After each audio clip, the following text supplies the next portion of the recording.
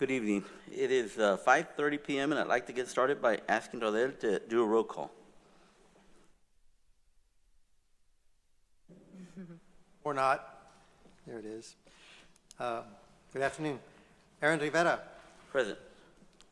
Richard Gonzalez is not here. Sandra Alanis. Present. Mark Moran. Present. Jerry Lozano. Present. Veronica Gonzalez. Present. Homer Hassel Jr. should be here in a little bit.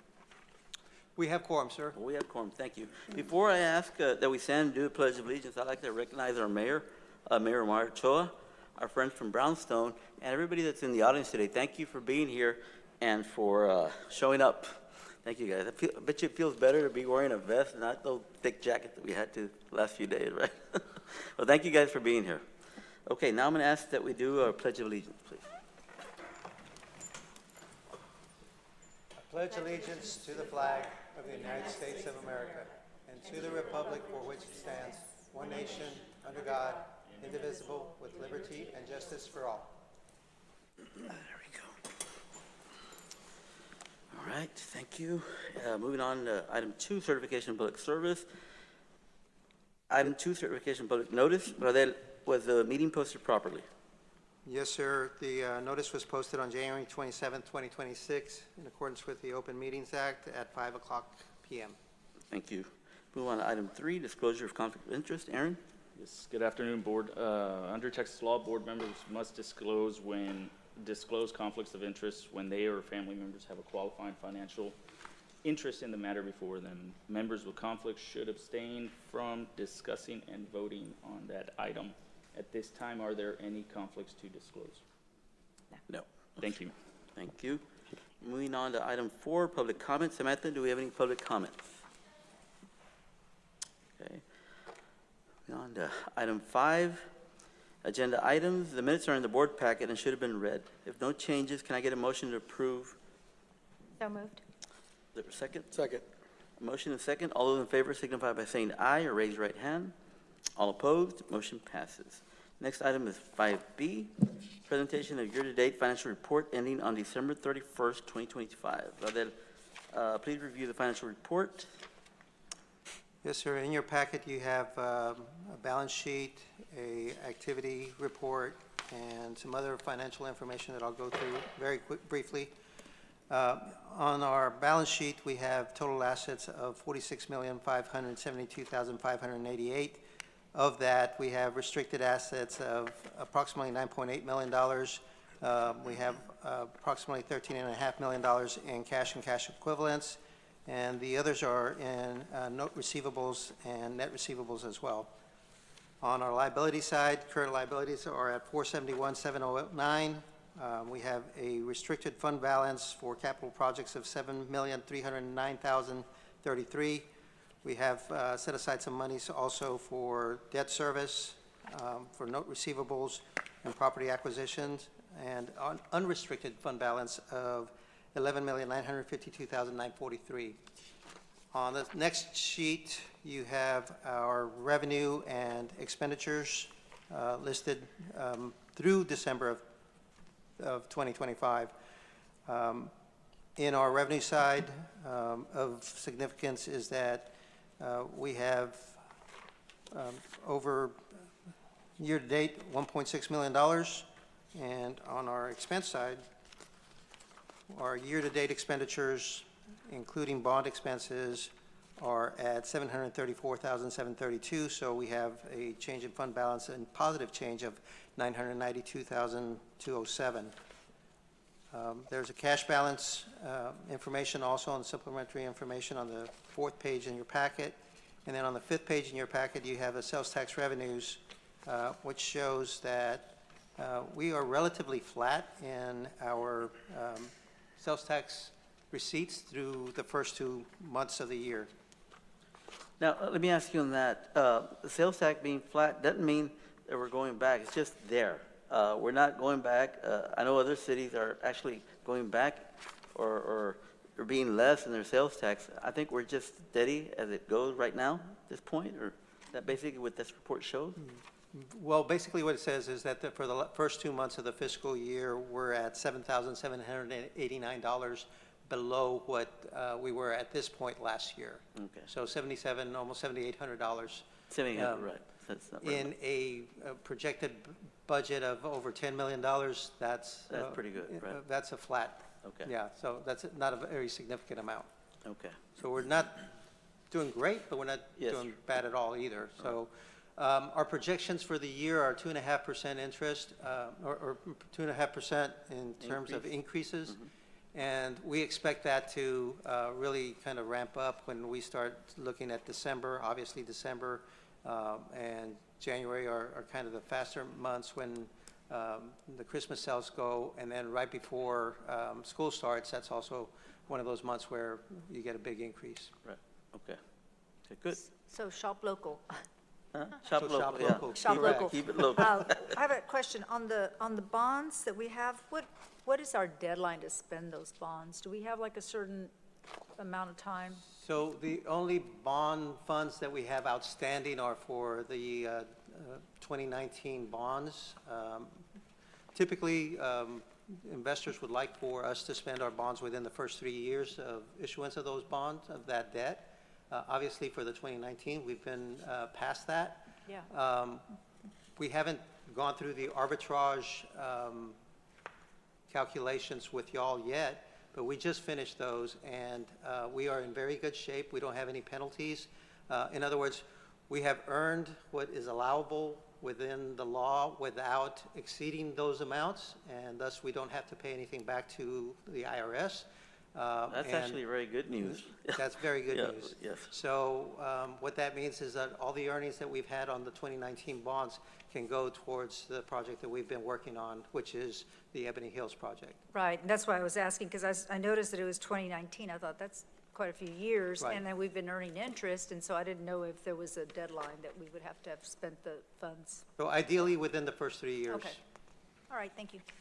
Okay, thank you. Now, moving on to item C, presentation of quarterly investment report ending on December 31st, 2025. Can you talk a little bit about this? So the quarterly investment report shows what we have in tax pool and the different bond funds. This is where the bond money is placed while we're holding it before we spend it. And what this shows in the report is that we had earnings in the last quarter of the year of $97,477.65. And so that is a weighted average yield of almost 4%. So it's slightly less than what we had the previous quarter at 4.5%, but still a very conservative amount. All our bond funds are in very conservative instruments. That is part of our policy, and so we continue to earn some interest on it, but we are not placing those funds in any risky type of funding. Okay. Right. Any questions? No? Good. Okay, let's move on to item D. Discuss and consider presentation of fiscal year 2026 marketing campaign. All right, Ms. Jackie? That's me. Let me Okay, well, just- on this one, I guess this item was tabled last meeting that we have, so can I get a motion to untable? A motion and a second. All those in favor signify by saying aye, or raise your right hand. All those opposed, motion passes. Jacqueline Guerra, Marketing Research Manager, is here to present this item. Adelante, Jackie. Yes. Just give me, oh, not that one.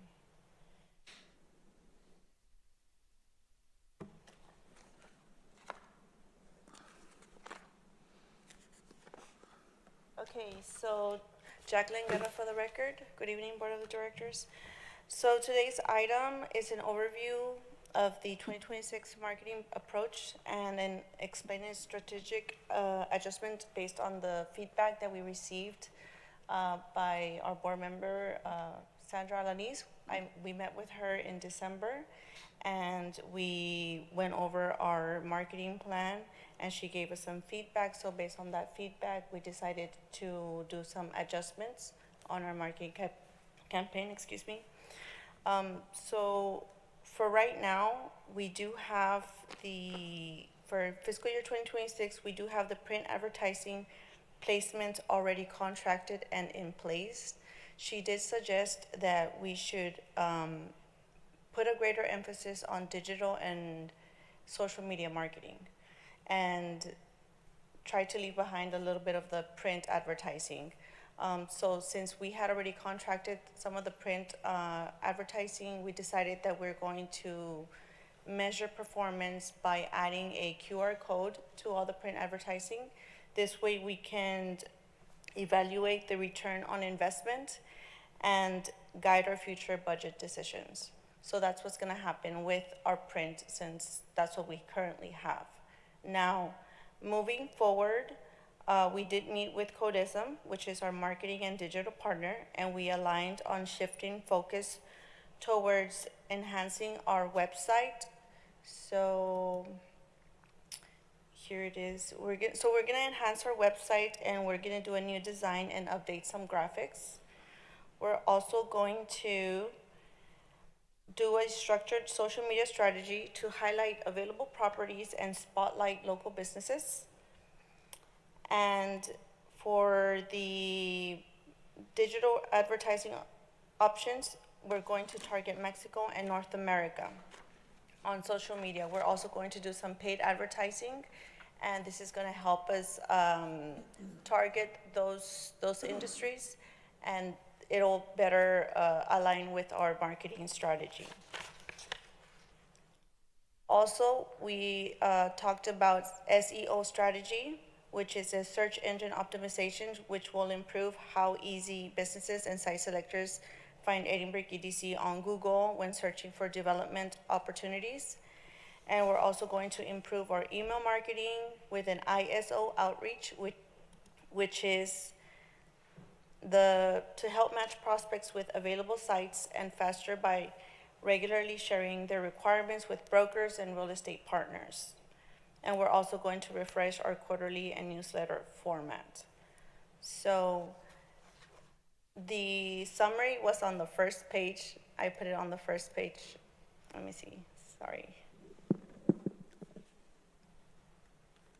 So this is the summary of the presentation. So we currently have 12 advertising platforms. And from those 12 advertising platforms, we do 6 digital marketing. So we are enhancing on that. And we're also going to remain in place what we have with the print advertising, and we're going to measure performance with the QR codes. And those print advertisings focus on retail, local, national, international, and industrial levels. And we're going to evolve to increase focus on social media outreach and expand our digital advertising options. And the purpose of this is to expand Edinburgh's visibility across modern platforms. I have a Do question. you guys have any questions on that?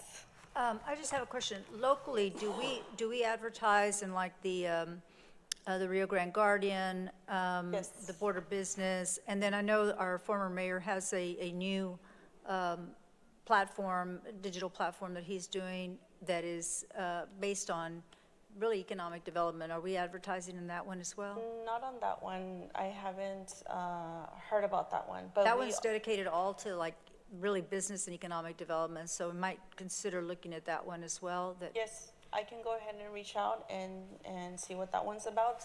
But we do advertise in the Rio Grande Valley and Texas Border Business. We do have several locally where we advertise our local events. And then we also have our trade magazines where we advertise in Mexico and North America. And then we also have our retail. So And we do it at the university. I don't know if it would be worth it for the EDC to do it, but I know that Texas Tribune, we do some, that's read, across the state. And I don't know if that might be worthwhile. They do a lot of stories about different parts of the state. And so that might be something to consider as well. yes, I can go ahead and look at that too. I think that's a great idea. If we can, switch some of those, current platforms that we were advertising and pick up something new like the Texas Tribune. I wanted to say thank you for all the work that you do. I know that you do it single-handedly, and I appreciate the, the thoughtfulness when you said that you reached out to CODISM again. We definitely need more help. It's too much for you to do on your own. So they're really great at what they do. So I'm really excited to hear that they're going to come in and they're going to help us even more, and that we're able to utilize them for the SEO optimization and additional things, because I think you could use that second hand. Yes. So I say utilize them, absolutely. Yes, thank you. Yeah, I'm very excited about that. Yeah. Thank you, Jackie. I've also attached our calendar, our EDC calendar, where it includes some of our events, trainings, and projected conferences for 2026. So that's just for you guys to know what's coming up, and any conferences or trainings that you want to attend, just let us know, and then we can move forward from there. Okay, thank you. No other questions? Is it good? Okay, thank you, Jackie. Thank you, sir. for your presentation. Okay, there's no action needed on this item, so let's move on to item E. And it's consider and take action on an interlocal agreement between the City of Edinburgh and the Edinburgh Economic Development Corporation for the development and construction of new EEDC office, workforce recenter, and golf course clubhouse at Ebony Hills Golf Course. Because this item was tabled, can I get a motion to untable? So moved. Motion and a second. All those in favor signify by saying aye or raise your right hand. All those opposed, motion passes. Now then, you want to talk about this a little bit? The interlocal agreement that's in your packet is really a guide to what we're going to be doing in terms of the Workforce Resource Center at Ebony Hills. It outlines our role and the city's role in terms of we're investing $7.1 million in that project. The city is allowing us to build it on city property, and that's essentially what it is. I don't know if our legal has another comments on that, but our legal and city's legal staff have reviewed the documents, and now it's in front of y'all for final approval. Okay, so legal, are we okay with this? Yes, we've been going back and forth, Okay. and both sides feel that they've come to an Okay. agreement that it's prepared for a presentation to the board. Okay, great. That being said, can I get a motion to approve the interlocal agreement? So moved. A second. Motion and a second. All those in favor signify by saying aye or raise your right hand. All those opposed, motion passes. Next item on the agenda is item F, discuss and consider approval of sponsorship for Fiesta Edinburgh by the Edinburgh Chamber of Commerce. We have Ronnie Laral, the Executive Director of the Edinburgh Chamber of Commerce, here to do a presentation. Thank you, Ronnie.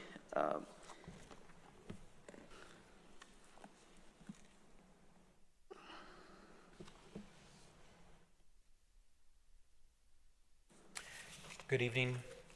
Ronnie Laral, the Executive Director of the Edinburgh Chamber of Commerce and the Edinburgh CVB. I want to thank you guys for giving me the opportunity to be up here. Obviously, Fiesta Edinburgh is around the corner. A big celebration. It's been happening since 1968.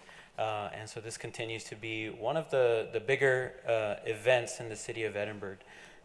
We've had this tradition for a long time. We've had many locations where we've continued to grow at the same pace as that the city is going. So from dating back to small parking lot at the Cat Stadium, for multiple locations up until Bird Ogden Arena. So as the city grew, the festival has continued to grow for the region, and it's done wonders, and we hope to continue this partnership.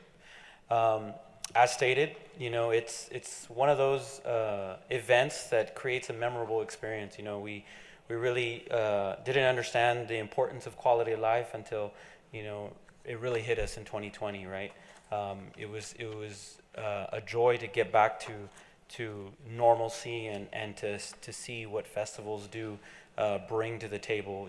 Besides a lot of important things, business and education, and but quality of life plays a very important role to attracting businesses and to giving back to our community.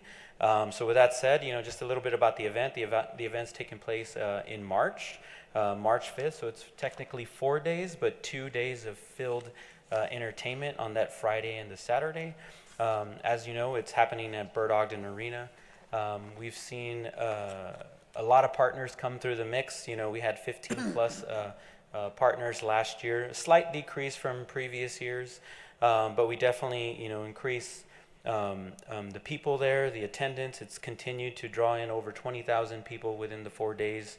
And we've done obviously a lot of advertising through our media partners and business partners throughout the valley. Our sponsorship reach includes, print, advertising, online. We've done a little bit of different advertising, focusing more on digital, Spotify, through Spectrum Reach.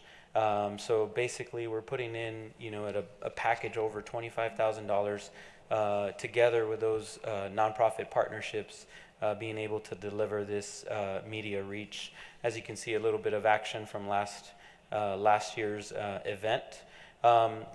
Social media advertising, old-fashioned flyers, posters, they still work, being out there, and of course signage and billboards throughout the region. These are a look. Obviously, we continue to partner with the EDC and the city and many of our local businesses that continue to support and contribute to this event. Without the continued partnership, this event is impossible. It's continued to grow. Expenses have really increased. We've seen that increase, from a personal standpoint to a business standpoint. But definitely this event is not possible without that. So we do have a video, and it might happen.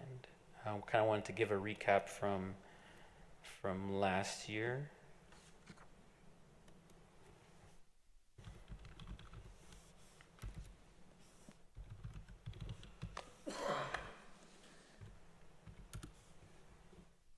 Let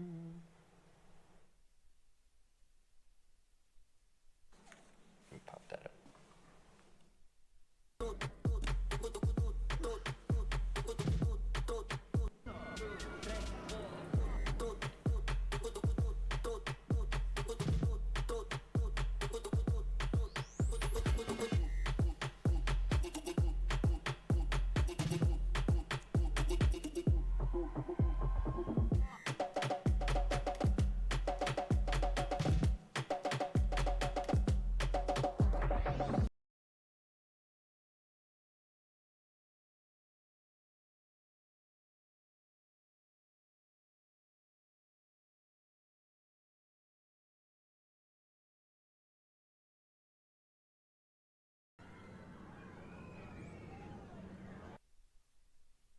As you can see, we had State Representative Canales in that video dancing. Let me see if I can move over from this slide.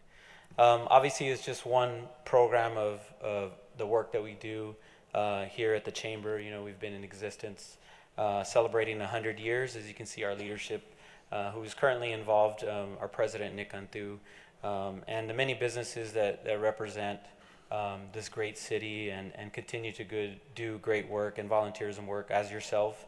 But this is not possible without the vision and everything else that comes with from all the board experience. And that's the team, as you can see, very small but very mighty.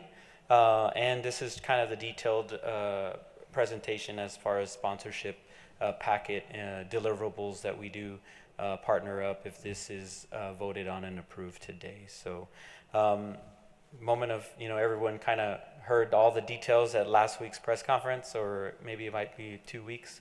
But we do have Randy Rogers Band happening March the 6th, and we've partnered up to help also bring Palomazo Norteño on March the 7th. So this is all taking place at Bird Ogden Arena.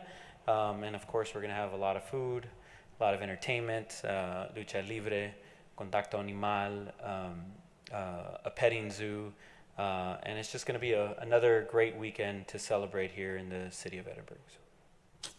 Okay. Ronnie, I have a couple of questions. Sure.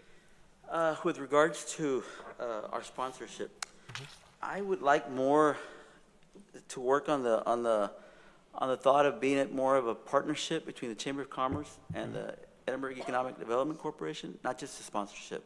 I think that there's room to improve between our offices and your offices, in the sense that we get together, have workshops, so you can help. But see, quality of life is very important to us, but really what economic development means, or what it is, our main purpose, okay, is to bring, to create jobs to bring economic growth to Edinburgh.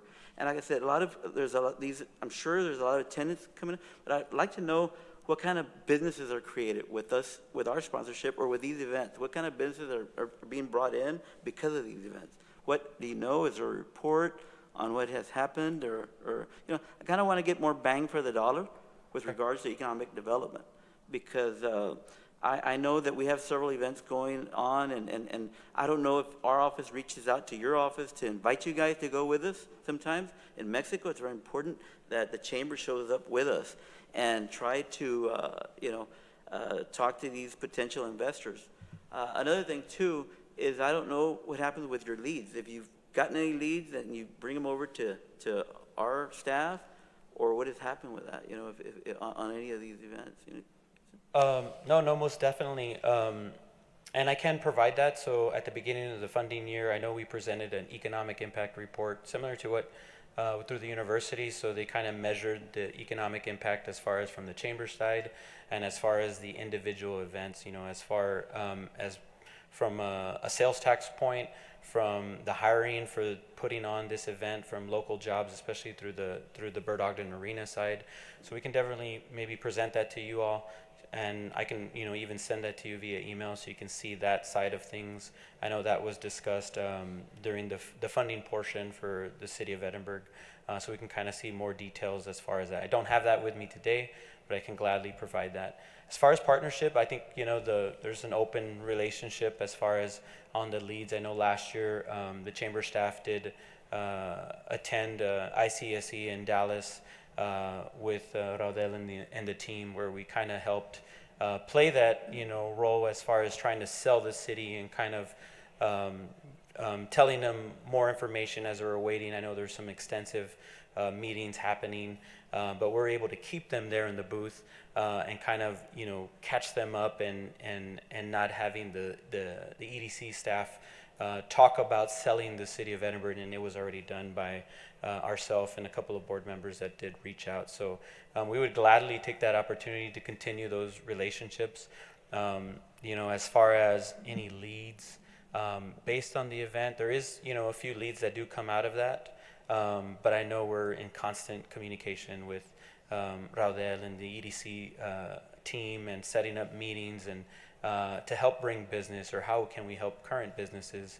But maybe we can, provide a more detailed report That's what I'm for that. proposing. I'm proposing that we schedule a workshop sometime in the near future with the chamber, okay?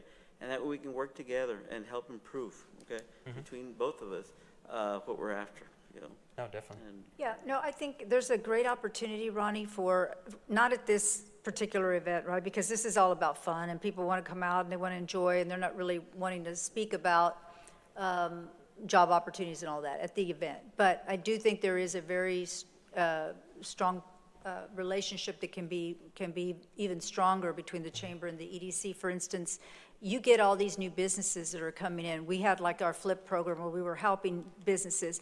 So you're a natural pipeline. The chamber's a natural pipeline for the businesses to be aware of some of the things the EDC is doing, and then the EDC to be aware of what the chamber's doing. Work in terms of workforce development, Kaufman trainings and things like that. I think that is, we can provide information to the chamber about the businesses that we think could benefit from that, or you vice versa with some of the programs we have. So I think there's a real strong connection between the two entities that we can just continue to build upon. For this event, I guess I've always wondered, because I see like what other cities do, and they go out there and they hit up every business in town, or every business that does business with them, to try to get a sponsorship from them. So I was curious to see, like, the one that you're asking for from us, what percentage of your expenses does that cover? Are y'all reaching out to all of your chamber partners, your businesses that are members, to see if they'll sponsor the event as well, or is it just a handful of entities that basically fund this program? So as you saw that there was 15 plus, so there's a good portion of that. So in a nutshell, I can confidently say that an event of this magnitude is probably around 300,000 to put out there. So if you take a look at what is being proposed versus that, you can get that particular number from there.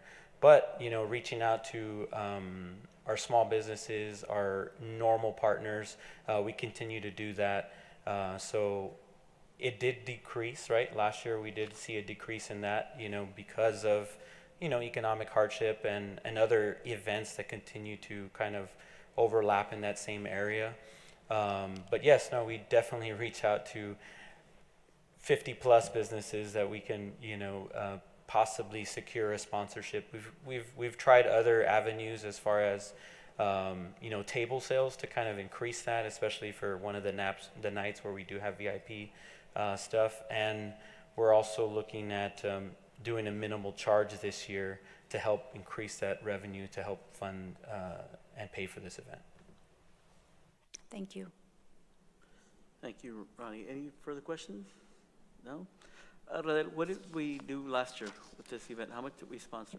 We have sponsored this event at the $20,000 level for the last 3 years. Okay. All right, and what is your recommendation? What is staff recommendation? Our staff recommendation is to continue the $20,000 per year. Okay. That being said, can I get a motion to approve $20,000 sponsorship? So moved. A second? Second. Okay, motion and a second. All those in favor signify by saying aye or raise your right hand. All those opposed, motion passes. Thank you, Ronnie, for presentation. Thank you. Appreciate it. Okay, next item on the agenda is item G. Consider approval of agreement between Edinburgh Economic Development Corporation and Gerlach Builders for the Workforce Resource Center project and Ebony Hills Golf Course improvement. We will skip this item for now and get back to it after executive session. Okay. Next item on the agenda is item H, discussion regarding data center development and clarification of EDC position. As chair, I asked staff to add this item to the agenda to clarify our position on data centers at this time. Have you or anyone in your staff had discussions with any data centers? Not recently. Okay. And by recently, I mean in the last 2 years. Okay. Are you or anyone else here under a non-disclosure agreement related to data centers? No, we are not. Thank you. Thank you. I guess we address this because we've been seeing in social media and also been getting phone calls regarding data centers that if we're entertaining any offers. I just wanted to make sure that we're clear. Yeah, I would like to say that staff is very well aware of those social media posts. We keep track of what's going on in other communities. We do realize that you know, data centers are going up in a lot of different places, but we are not pursuing data centers at this time. There is no reason to, because unless they are bringing in the power themselves and are offering solutions to increase the capacities for other natural resources that they use up, it doesn't fit well in the community. Okay. Simple as that. So we go after companies and industries that make sense for us in terms of workforce and in terms of our natural resources as well. Well, I'm glad that that clears it up because this way, you know, we are. That's exactly what our statement is, that we're not pursuing them at this time, and we're not entertaining any discussions on that. Correct. Good. Good deal. Okay, we are entering into executive session at, what time is it right now? It's 6:03 p.m. Can I get a motion? So moved. Motion and second? Second. All in favor, signify by saying aye. We are going into executive session. Thank you guys very much.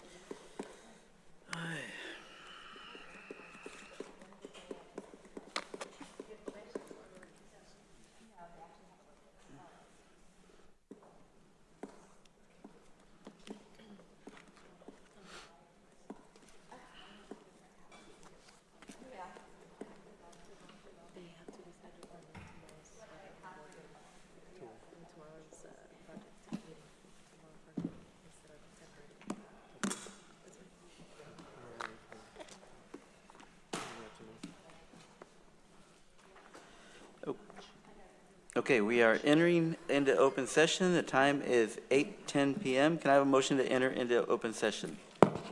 Second? All in favor signify by raising your right hand. Opposed, motion carried. We are back in open session. Let's go to item 5G. Consider approval of agreement between Edinburgh Economic Development Corporation and Gerlach Builders for the Workforce Resource Center project and Ebony Hills Golf Course improvement. Gilbert Gallegos from Brownstone Consultant will be making a brief presentation. Thank you, Gilbert. Yes, sir, Mr. President. For the record, I'm Gilbert Gallegos, architect with Brownstone Consultants. We also have Carlos del Angel. Oh, he's over here. He's my shadow this evening, but he's the chief operating officer, and we have Mr. Bobby Cadillo, assistant project manager with our group here. But we'll go. No, it's been a long evening for y'all, so we'll go through this presentation fairly quickly. About 2 weeks ago, y'all authorized us to move forward in terms of negotiations with the best value respondent, which is Gerlach Builders. They are present here, Frank Mina, and we'll introduce him here shortly. But with your direction, we were able to visit with them in terms of providing negotiations on your behalf. The agreement has taken place and has been reviewed by legal counsel, so that is forthcoming, and that all it requires is, of course, is your approval and signature. We have a price and delivery schedule we'd like to go over in terms of the value we provided, the proposed staffing that's being proposed by Gerlach, total project budget that Carlos will go over, the milestones as well, and what the next steps are. And we'll go through this fairly quickly. In terms of the overall negotiation process, we identified what Gerlach submitted as part of their response. That's the first column on the left-hand side. It says Gerlach. They provided fees that were highlighted. The highlighted items are the items that we've been able to negotiate in good faith with Gerlach. They did submit a revised pricing schedule called Gerlach Updated. We did have a conversation with them after we identified them as best value and asked them to be prepared for our negotiation process. They did offer zero construction pre-design fees, highlighted under the negotiating column. We do have the professional fees remaining the same at 6.2% of the overall construction cost, so we feel like that's a fair market value for professional fees. The overhead and profit, they did reduce that from about 4% to 3.5%. So there was a reduction of 214 to 187. 250 professional fees on the professional construction administration for the architect to be involved in the construction administration, approval of shop drawings, submittals, and so forth was reduced also at $47,625. The last item, general conditions, was reduced by $104,000. Typically, that includes all the costs associated with keeping things in place like temporary trailers, electricity, so forth. That was reduced to $104,000. The original fee was about 14%. Now it's at 12%. So that was a reduction of $104. Those dollars were readjusted into the construction cost limitation, the CCL, highlighted in the third column, negotiated, $4,273,625. So there was really a net difference of about $343,661 in terms of our negotiations. The overall construction phase amount of $5,350,000 still remains as is. We've just really allocated some of the cost savings that we were able to attribute as part of our negotiation process with Gerlach. The design build budget limitation is a combination of the construction phase services and also the professional fees for a total amount of $5,630,875. So and Carlos will go over the overall total project budget cost associated with the project. Gerlach Builders did submit an organization chart. We do have Frank Mina. Frank, if you would. He will be the project manager working on a daily basis. Thank you for being They are local here in Edinburgh. The staffing does show that the items identified in the organizational chart. The photos are the individuals that will be assigned to the overall project that are part of the overhead and profit and general conditions as we move forward. Carlos was going to kind of touch base on the total project budget. All right, thank you. Yes, sir. Good evening, Board and Directors. Just to recap, the total project budget that we were given was $7.1 million. This included not just construction costs, but also soft costs, FF&E, and other project associated costs. Oh, that's not the right way. Oh, yes. So this was the original budget that was presented to the EDC. In the left column, as you can see, original budget.